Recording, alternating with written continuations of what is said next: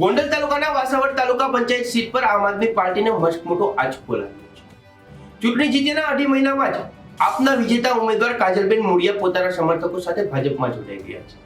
વાસાવડ seat પર ભાજપના ગઢમાં ગાબડું પાડીને આપ ઉમેદવાર કાજલબેને ઐતિહાસિક જીત મેળવી હતી, પરંતુ ચૂંટણી જીત્યા બાદ તુરંત જ તેમણે પક્ષ પલટો કરીને કેસરીઓ ધારણ કરી લેતા સ્થાનિક રાજકારણમાં ખળભળાટ મચી ગયો છે।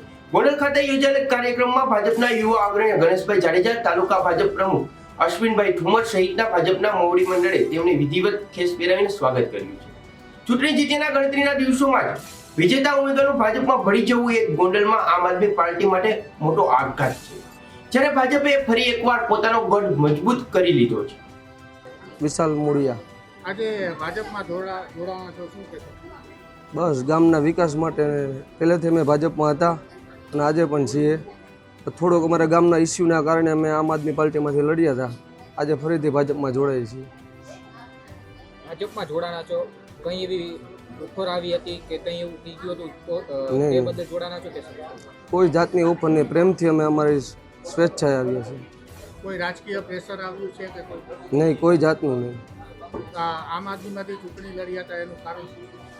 અમારા ગામનો થોડીક સમસ્યા હતી, તે માટે અમે લડ્યા હતા। તો ભાજપમાં જોડાવાથી એ સમસ્યા દૂર થશે? હા, કાજલબેન વિશાલભાઈ મોડિયા તો ક્યાંથી ચૂંટણી લડ્યા હતા અને કેમ કઈ પાર્ટીમાંથી લડ્યા હતા? આમ આદમીમાંથી અમે ચૂંટાણા હતા। કઈ સીટ ઉપરથી ચૂંટાણા હતા? વાસાવડથી તાલુકા પંચાયત, જિલ્લા પંચાયત? તાલુકા પંચાયત। આજે તમે ભાજપમાં જોડાયા છો, શું કહેશો? ગામના વિકાસ માટેથી અમે જોડાયા છીએ। તો પછી આમ આદમી પાર્ટીમાંથી લડવાનું કારણ શું હતું? ગામના ઇસ્યુ માટેથી સ્થાનિક પ્રશ્નો હતા થોડાક। ગત તાલુકા પંચાયતની ચૂંટણી વખતે સંજોગોવશત કોઈને કોઈ નાની મોટી ત્રુટીઓ અને ટિકિટ આપમાં કાંઈ નાની મોટી એમાં મિસ્ટેક થઈ હોય એ અંતર્ગત અમારે એક વાસાવડની સીટ જે ગુમાવવાની થઈ હતી, એવી 4 સીટ ગઈ હતી, પણ એ પૈકી વાસાવડની જે ગુમાવી હતી એમાં જે વિશાલભાઈ મોડિયાના ધર્મપત્ની એવા કાજલબેન લડ્યા હતા અને એ પાદરી સરસાઈથી જીત્યા હતા, પરંતુ એ આખિરકાર કાર્યકર્તા અમારો હતો। જે તે વખતે સ્થાનિક મુદ્દાઓને ધ્યાનમાં લઈ અને આમ આદમીની વાર્તામાં આવી અને પ્રેરાઈને એણે ચૂંટણી લડ્યા અને અમારી કંઈક પણ ત્રુટીઓ રહી ગઈ હોય, અમારી પણ કંઈક ભૂલો હોય, એના અનુસંધાને એવો જીત મેળવી હતી।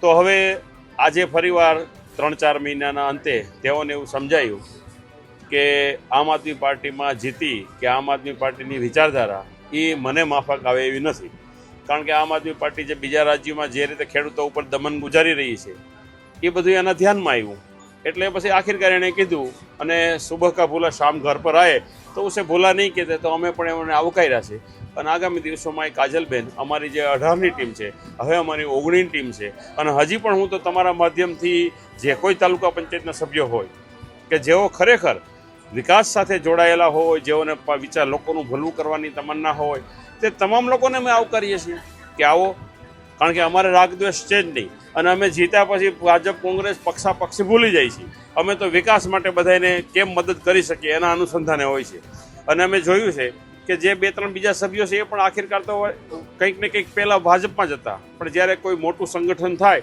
તો એમાં નાના મોટા ચૂચું હાલતું હોય છે, તો એ અંતર્ગત કદાચ અમારા 2-4 કાર્યકર સામા ગયા હોય અને જીતા હોય, તો અમારા એક બેન કાજલબેન પણ અમારી સાથે જોડાણા છે।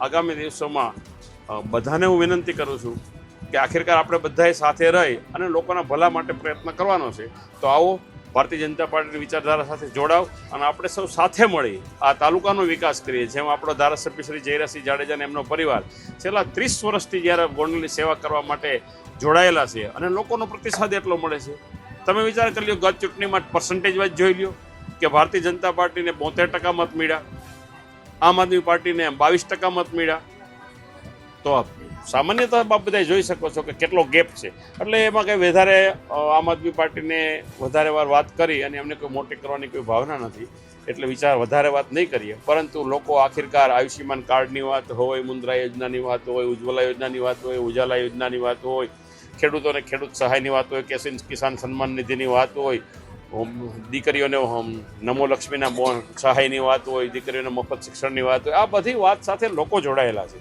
અને બધાને ઘરે ઘરે ખબર છે કે ભાજપ શું કરી શકે, એટલે વિશેષ કાજલબેનને અમે ખૂબ આવકારીએ છીએ।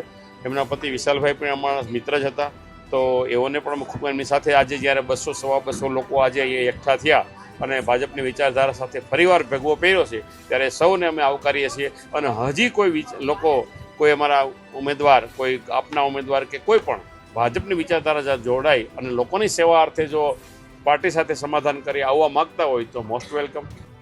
આવા જ સમાચાર જોવા માટે જોતા રહેજો સત્ય સમર્પણ ન્યૂઝ. નમસ્કાર.